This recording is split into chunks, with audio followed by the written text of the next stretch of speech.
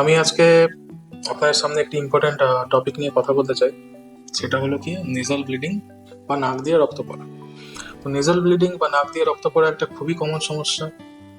Almost সব বাচ্চা এবং অ্যাডাল্ট বা বয়স্ক পেশেন্ট সবাই লাইফে একবার বা দুবার এরকম নেজাল ব্লিডিং এর এপিসোড বা নেজাল ব্লিডিং এর সমস্যা থেকে ভুগতে পারে। ঠিক আছে, তো ইএনটি তে যতগুলো পেশেন্ট আছে তার মধ্যে নেজাল ব্লিডিং বা নাক থেকে অতিরিক্ত রক্তক্ষরণ একটা অন্যতম এমার্জেন্সি সমস্যা। তো ঠিক আছে, তো নাক দিয়ে রক্ত যেটা পড়ে আপনার ম্যাক্সিমাম লোকের এক নাক দিয়ে রক্ত পড়ে, কারো কারো দু নাক দিয়ে রক্ত পড়ে, কারো কারো মাইল্ড খুব কম রক্ত পড়ে বা বারবার অল্প অল্প করে রক্ত পড়ে। কিছু কিছু পেশেন্টের সিভিয়ার প্রফিউজ মানে নাক দিয়ে অনবরত রক্ত পড়েছে, এটা 5 থেকে 10 মিনিট অনেকবার হয়ে গেল কমছে না। তো এরকম সমস্যার সম্মুখীন হন।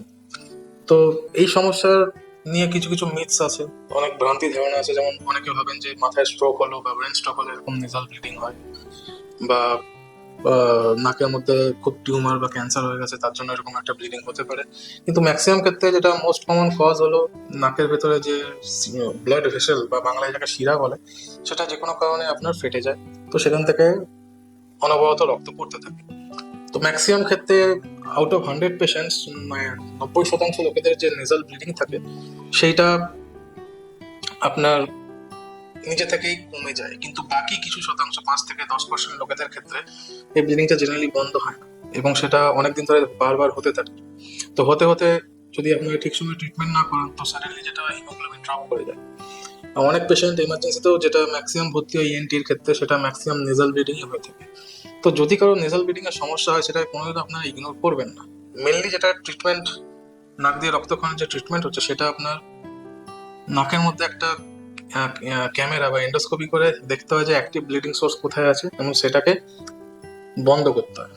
তাহলেই ম্যাক্সিমাম রোগী সুস্থ হয়ে যায়। কিন্তু নাকের রক্তক্ষরণ মেনলি দেখা যায় সিজনাল ভ্যারিয়েশনও দেখা যায়, মেনলি গরমকালে এবং শীতকালে। কারণ ম্যাক্সিমাম গরম এবং শীতকালে আপনার অ্যাটমসফিয়ার ড্রাই থাকে বা এয়ারে হিউমিডিটি কম থাকে, যার জন্য নেজাল মিউকোসা, নাকের ভেতরে যে চামড়া থাকে সেটা ড্রাই হয়ে যায়।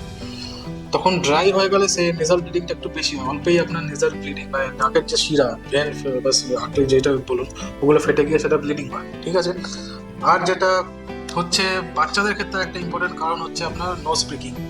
ছোট বাচ্চা নাক খোটায় আঙ্গুল দিয়ে, নিজের অজান্তে বা জ্ঞানবশত যে কোনো কারণেই হোক, সেটাও একটা ইম্পর্টেন্ট কারণ।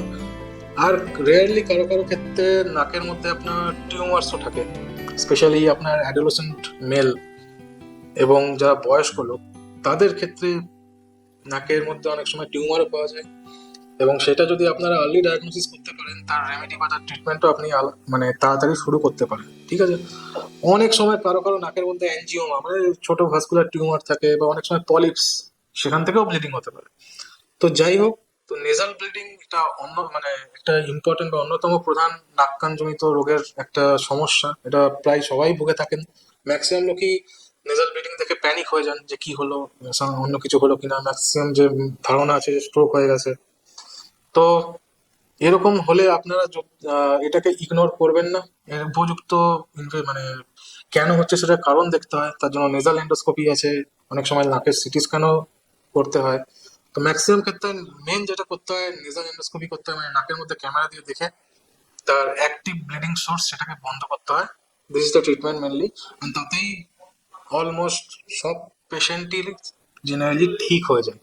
তো এই ধরনের কোনো যদি সমস্যা আপনাদের হয়ে থাকে তো ইমিডিয়েটলি আপনারা আমাদের হসপিটালে আসতে পারেন। আমাদের আউটডোর বেসিসে এই ট্রিটমেন্টটা আমরা দিয়ে থাকি, যে নেজাল এন্ডোস্কোপি করে যদি আপনার ব্লিডিং সোর্স দেখতে পারি সেটাকে আপনার ইমিডিয়েটলি বন্ধ করে দিই।